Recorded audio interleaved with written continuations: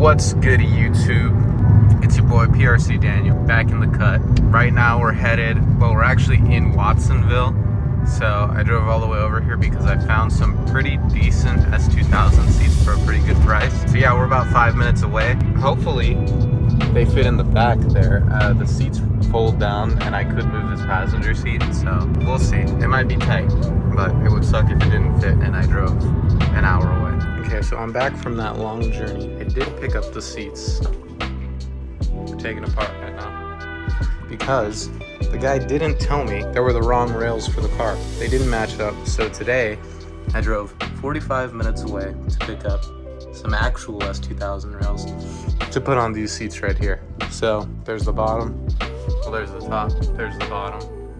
That one's been. I'll put those on, then you'll see them incomplete. All right, so I got the driver's seat in. Looks pretty good.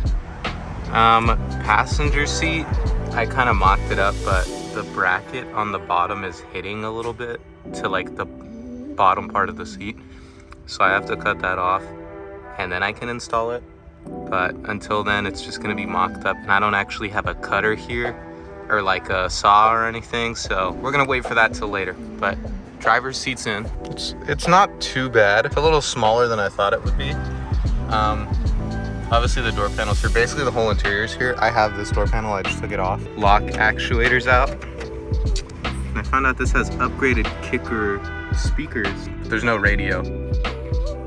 Yeah. But yeah, all interior's in, except for that piece right there.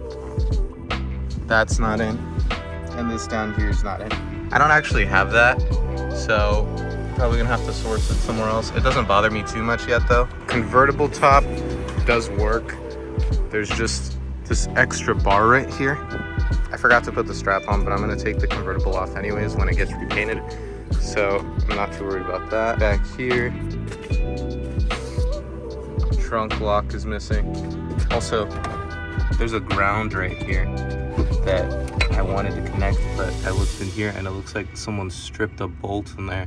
So I gotta drill that out to do this. And this probably like controls all the lights and stuff. So can't drive without that. But yeah, man, it's all kind of coming together. The bumper's just hanging there. I put the hood on, fenders are on, this headlight's on.